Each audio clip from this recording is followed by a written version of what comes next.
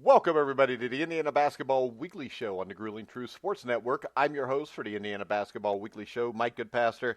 And right now, I want to welcome to the show world-renowned author. You can find his new book, Oops, on Amazon. Kent Steling. How you doing, Kent? I'm doing terrible, Mike. I couldn't be less pleased right now. We're not 24 hours out from that loss, and I'm still smarting a little bit. Yeah, and Assembly Hall was rocking. But Yep. Arkansas brought a ton of energy also. They were relentless. Indiana had an 11-point lead, which fell apart in a 15-1 run. And the thing that seemed to really get to me in the second half was how they forgot about Trace Jackson Davis and the size advantage in the post. Well, so Musselman makes an adjustment, and he switches up defensively. Indiana has to be ready to pivot and do something else. And what they did was just chuck it from the cheap seats and hope they hit a bunch of threes. And they didn't. And so they wind up losing a game that I swear to God, when we get to March, they are going to regret that game and regret that loss big time. Yeah, and IU shot 42% from the field, Arkansas 40. But the big thing here is Arkansas hit 12 threes to Indiana's 5. IU was 5 for 21 from three-point range, and free throw shooting 9 for 18, and they lost by 7. 7 fewer threes, and they lost by 7. That tells you a lot. And then not only were they 9 of 18, but 2 of the misses were front ends, so they really left 11 points at the foul line. And you can't do that against a reasonably competent team if you're Indiana. You're going to have to out-execute, and you're going to have to hit shots, especially from the line. If you're going to make that part of your offensive philosophy, where we're going to get to the line of God, you have got to make a lot of foul shots. They didn't do it. Indiana, they didn't adjust when Musselman made the little alteration to his defense. They didn't throw it over the top to Trace when he was fronted. And because of that, they lose this game. And again, it's a game they shouldn't have lost. And I've been looking at social media, and I'm kind of happy with the tone of people on social media, because I think that they realize, as Archie Miller has realized, at least it sounded like it during his postgame, that this result could easily have been the result after the Nebraska game or the Notre Dame game or the UConn game. Indiana has been very fortunate to stack some wins against okay opponents by playing kind of indifferent basketball. Yeah, and I just don't understand when you look at this. The guy who took the most shots, Devontae Green, 16 shots, only made 5, was 4 for 12 from three-point range, 3 assists, 3 turnovers. How can he play 30 minutes like that? At some point, don't you tell him maybe don't shoot? Well, and here's another thing, and this doesn't show up in the box score, but Armand Franklin, he drives himself into a bit of a jail, kind of a trap down on the baseline, and he tries to kick it out to the wing where Devontae Green should be, and Devontae in there. Yeah. And so during the post-game press conference, Archie's talking about how guys on the floor, they would call plays, and the guys aren't running the plays. Well, I don't understand a coach that doesn't bring to bear some kind of discipline for guys who don't run the plays as they're called during a game like that. And I got to believe that he's talking about Devontae Green, and that's just like that. That's malpractice from a leadership standpoint. There's got to be a consequence for guys like Devontae Green, or they are not going to learn ever. And I think that that's why, 2.5 years in, we're having the same conversation about this team, because there's not been any kind of meaningful discipline for any of these guys. And at some point, it's like, not to get trite, but it's my way or the highway. You either run the plays as they're called, or you're going to sit on the bench. And if you don't like that, hop a bus. Yeah, and we can sit here and we can pick apart box scores and pick apart plays here and there. But the one constant with IU over the last 2 years has been this. I mean, Devontae Green is sometimes a great player, but more often than not, he's been a liability. You know what? He's good enough to get you beat a bunch, right? There's one game maybe in every 4 where, man, without, like that Florida State game, without Devontae Green, I'm not sure whether they win that game, and I think they won by 16. So the cosmetics would indicate that they were going to win that game regardless. But Devontae Green was awesome during that game.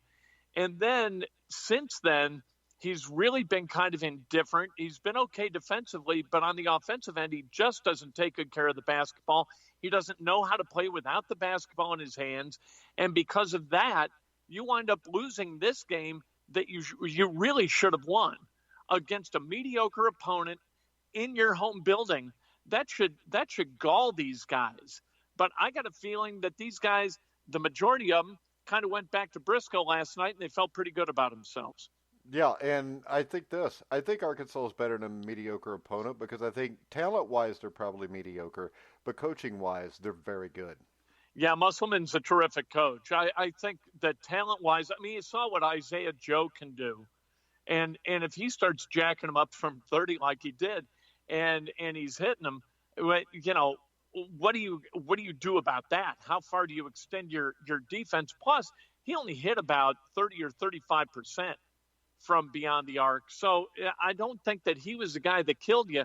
I think it was Indiana's kind of lack of respect for specificity in how they run stuff, and a complete lack of connectivity. And I think that we're going to see that for a while. We've had that since about 2014. We've had kind of guys who were from disparate backgrounds, disparate kind of geolocations, who have disparate dreams. And some of them wanted to win at Indiana. Some of them at Indiana, it was just a rest stop for them to get someplace else, like the NBA. And so you've got guys who are not operating on the same page.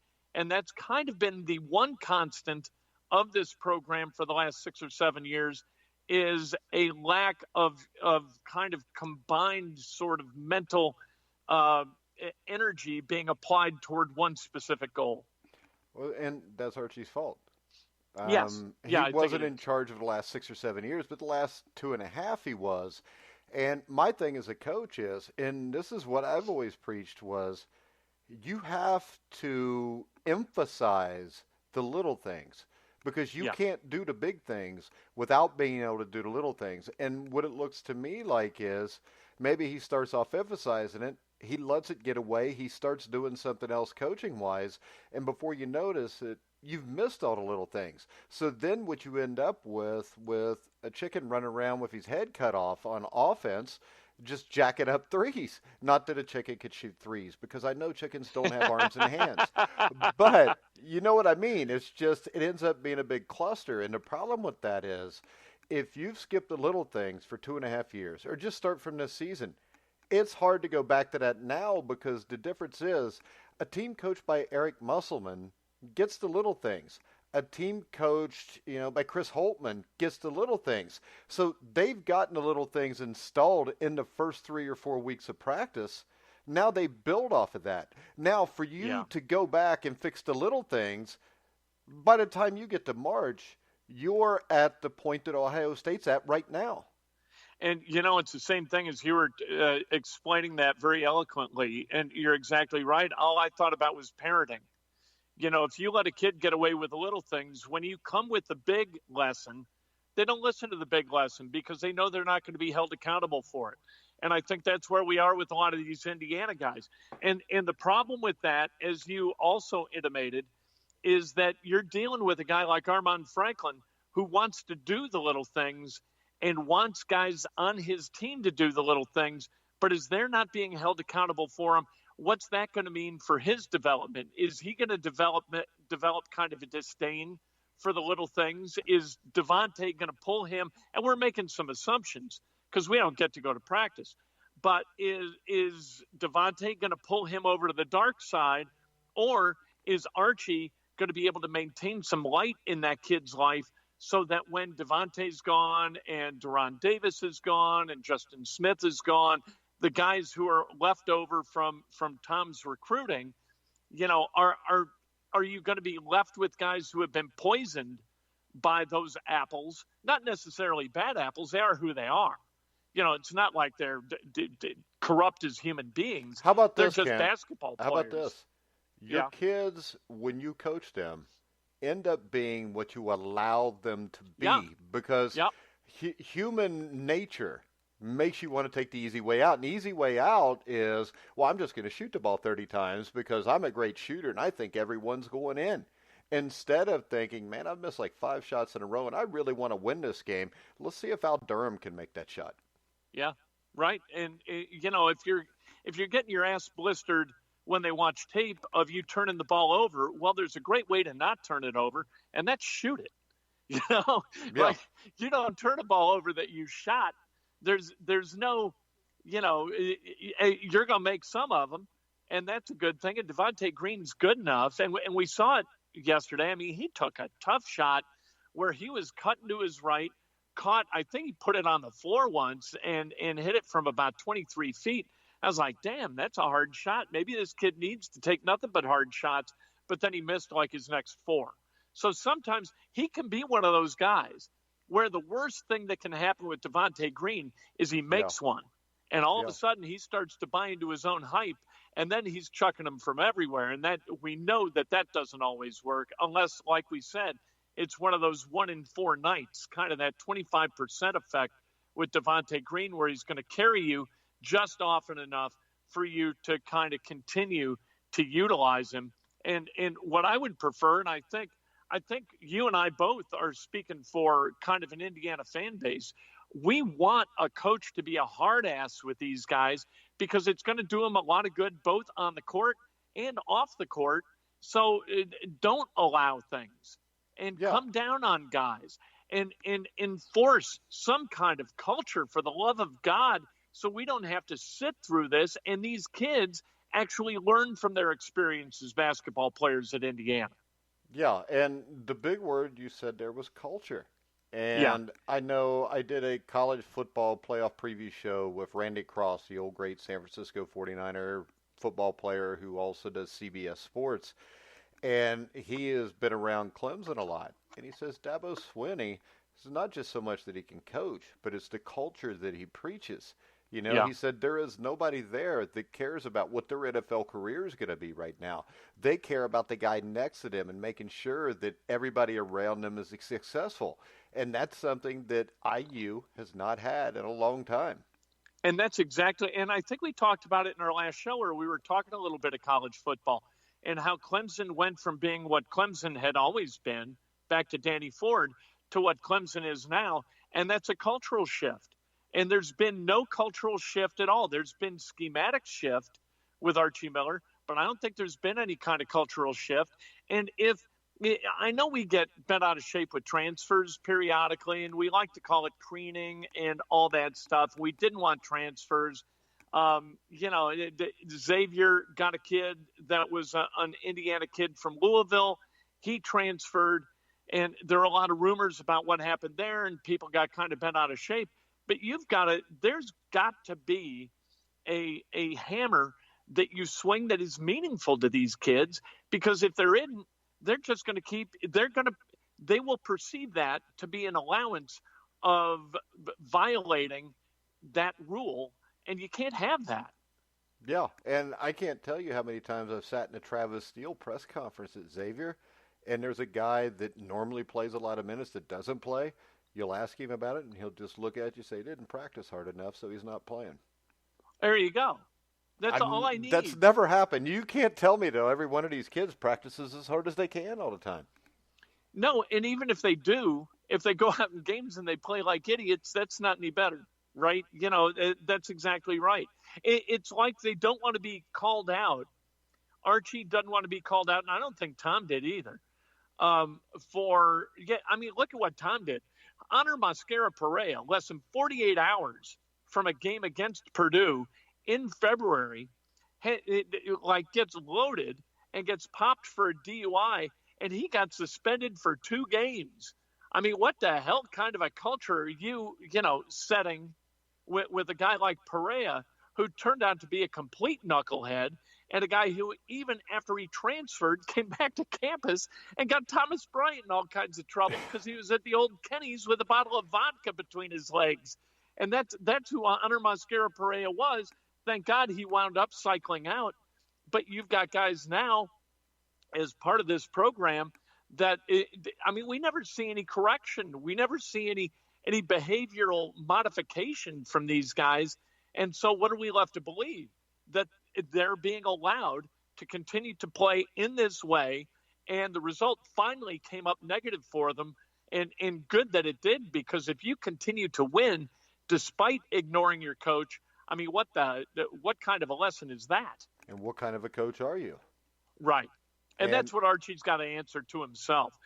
Who am I? Is it worth $3.5 million a year? And I think we can all agree that it would be. Yeah. But if it was, like 150 a year, you're putting your foot in somebody's ass and telling them to get the hell out, and we're done with you. And you'd be surprised how quickly you get not you, because I know you know this, but fans would be surprised how quickly you get the attention of everybody else when you send somebody packing.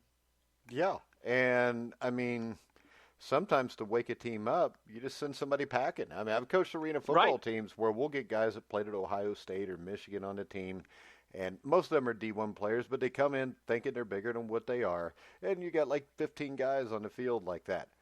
So, I mean, in Evansville, I coached an arena football team down there. When I walked on the field, at the end of the first practice, I cut the guy that was from Ohio State because he looked lazy and he looked like he didn't want to play. And then once I cut him, everybody else is on board then, because if I cut that guy, I'll cut the guy that played at Marion University and played at NAIA football. Exactly. So I just did it like, when I used to go to jail, I'd find the biggest guy and I'd punch him in the face. I've never been to jail, by the way. I'm way too soft to go to jail. I'd probably die there even in an hour, But that's exactly what you do, and when you take over a department, I know a lot of people have done this. I tried to avoid this at all costs because I thought it was unfair tactically and just from a human being standpoint. But they always say, look, if you're taking over a sales staff, you find out who the troublemaker is day one, you fire that person immediately, and the rest of the people in your department all of a sudden become very motivated and compliant. And that's, they call it shooting a hostage. I don't know whether that's politically correct anymore or not. This is probably not. I don't think you can even talk about a gun anymore and be politically correct.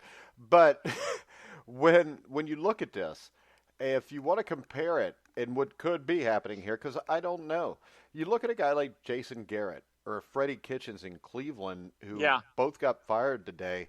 And I think what cost them was the fact that there was the chain of command was screwed up there, which means if I'm Jerry Jones and I don't want you as my head coach to cut somebody, I'm not going to let you. And once that happens, the players are no longer worried about it and they no longer respect you. So my question is this all an Archie Miller thing on his roster where you talked a couple years ago about how he kept everybody? Is that something that was Archie's doing, or is it something Archie was told to do? Is Archie not allowed to bench a guy? I don't think that's the case here, which is making me wonder more and more about Archie. I know this. I know that Fred doesn't he likes for scholarships to be honored. Like if a guy leaves the team, that scholarship is going to be honored. But the scholarship is still going to come off. It'll come off the basketball team's scholarship count toward the 13. So he doesn't. It's not like if Archie cut a freshman today, but the freshman wanted to remain as a student at IU, the scholarship would be honored, but it would not count toward the 13. Yeah. So I know that that's really important to Fred. I know that that's really important to Indiana University athletics. And it should be. But absolutely, because you can't, okay, what would have happened to Tim Priller? I mean, how long do you think it took when, not anything against Tim, but Tim Priller gets to Bloomington, how long do you think it took for Tom to figure out Tim Priller was never going to play a meaningful minute as an Indiana basketball player? It might have been a while. I'm telling you, I think he can play. If we start a lineup with Priller and Jeremiah April, I think we got a chance. Maybe. But, so you don't allow that kind of, I offer you a scholarship, you show up, and boom, you're gone. Like Grant Galen. Grant Galen was a guy from Munster or Merrillville, wherever. And so he comes to Indiana, and I think they recruited him solely because they wanted an Indiana guy on the roster. And then Archie got there, and Archie's like, "Hey, this kid can't play." So he went. He had to go, but he could have stayed as a student and not counted against the 13.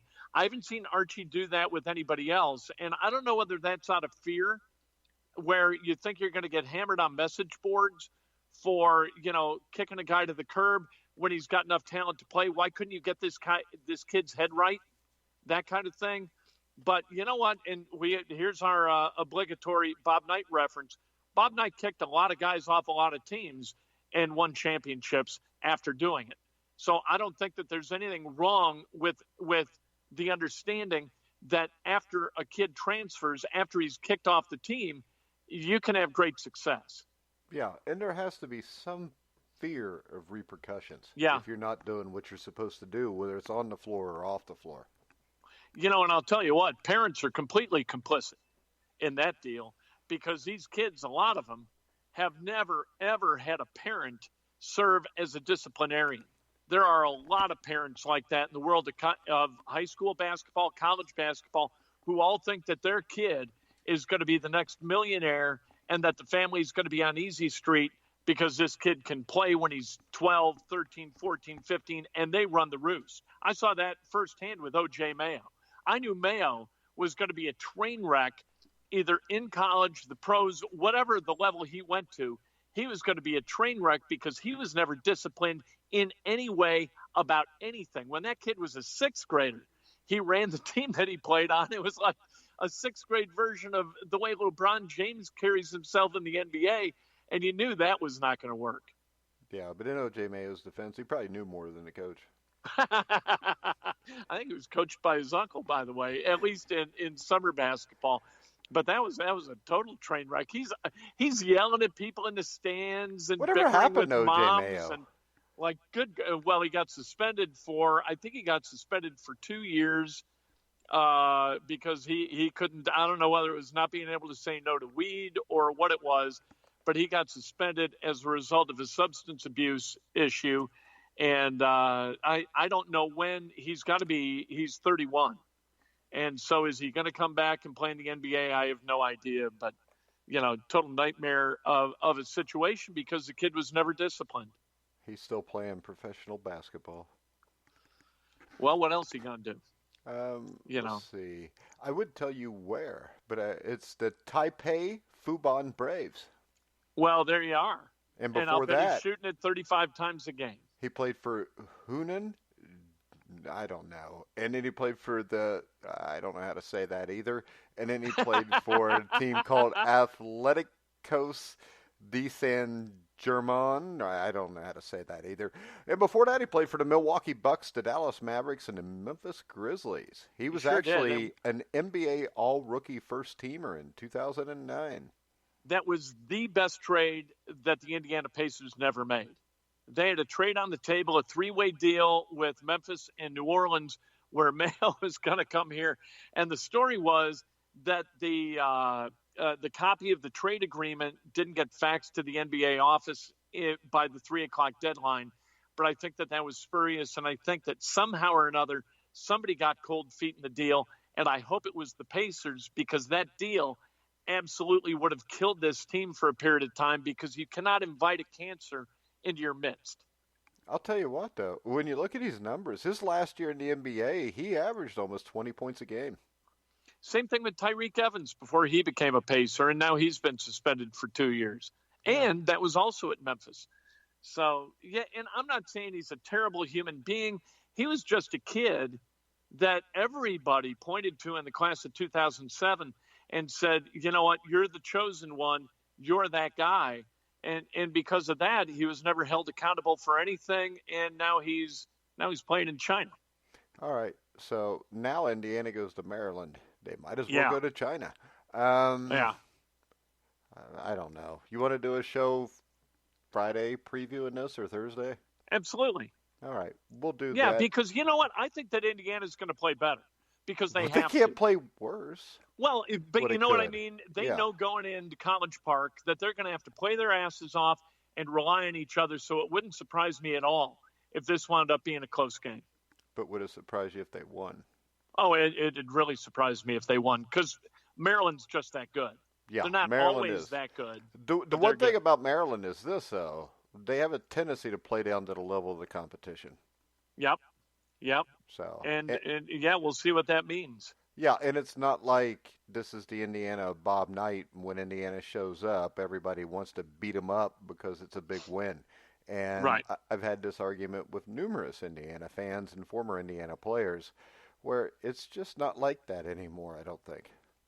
No, it's not the same thing without the guy in the red sweater coming out of the tunnel. Well, You know plus what the I mean? winning, without the winning. If they were still winning, I think it still would. And but the candy stripes and the way Indiana just kind of comported itself, like they were sort of like they came out with some like we're here and we're Yeah. here to take your lunch and so let's go. There was that attitude to it. And you're right, that doesn't exist anymore. No, and there's very few programs that have that, but there are some, and unfortunately, Indiana's not one of them. And you can't be when you're playing with selfish guys. Not guys, Exactly. but a couple selfish players. And one begets two, begets three, and then all of a sudden you got a problem. But I'll Yeah. say this though, not to like off ramp, but people calling for Archie Miller for this to be his last year, they're crazy.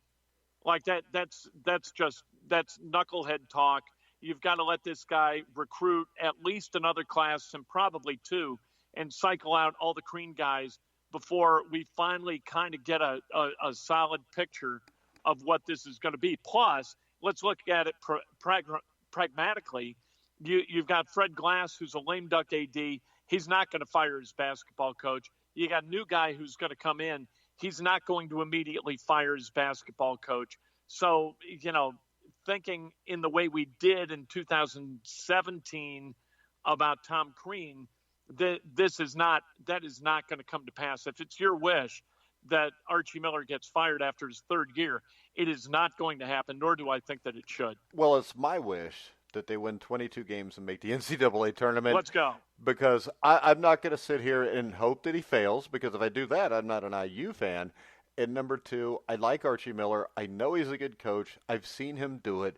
I'm not giving up on it yet. And like you said, he's got at least another year after this to prove himself, because he's not going anywhere unless maybe this team goes like only wins 2 games in the Big Ten. Then maybe you would have a case for it. But if this team is a 17 to 19 win team, he's going to get another year. Hell, at 15 wins, he probably gets another year. Does he deserve it? I don't know, but I think his resume makes me think that he probably does. And he should. You look at Tony Bennett at Virginia. I think he missed the tournament 3 of his first 4 years. You don't throw the baby out with the bathwater. We can get all pissed off, and that's a good thing. But what I'd rather see Indiana fans do is empower Archie to be the best possible coach he can be with these guys, rather than keep coming at him and put him in a position where maybe he feels like he's got to take his foot off the gas, although I haven't seen any evidence that his foot's been on the gas. You want him to deal with this from a position of strength. All right, Kent, you want to tell everybody where they can follow you and maybe tell them a little bit about where they can get your book? Sure, you go to KentSterling.com. That's easy. At Kent Sterling on Twitter. And then I wrote a book, Oops, The Art of Learning from Mistakes and Adventures. It's 37 chapters of my mistakes. It's great pooping reading. If you like to read on the toilet, this is the book for you. Wait to a Amazon. second. Why would you even have to say that? Is there anybody that doesn't like to read on the toilet? The nice thing about this is there's like no thread from chapter to chapter. You can read a chapter, put it down, and Wipe, you're not and then sucked come back in. to it the next time. Exactly. So, yeah, no, you're right. I mean, we've all got either magazines or books in the bathroom, and this one will be on top of your stack. Well, actually, now I just read my books off of my phone with that Kindle thing, so that makes it good. It's a cheap way to do it. The Kindle edition of this is either $3.99 or $4.99. Hardcover, a little more expensive in the audiobook. Look, for the amount of work it takes to record an audiobook, it should be $1,000 to download the Well, how much audio is to it for this the book. audiobook? $14. Well, Which is maybe the what we'll cheapest thing do ever. is at the end of each show, we'll have you just read a chapter off until we're done. That'd be riveting. But, all right, guys. Me and Kent will be back Friday. What do you say, 2 o'clock? Sure. Friday at 2 o'clock to preview the Indiana versus Maryland epic Titanic struggle on Saturday afternoon. Until then, remember you can hear us any place you find podcasts, including Spotify, iHeartRadio, iTunes, TuneIn, Spreaker, Stitcher, YouTube. So, until then, for Kent Sterling, I'm Mike Goodpaster. You've been listening to The Grueling Truth, where the legends speak.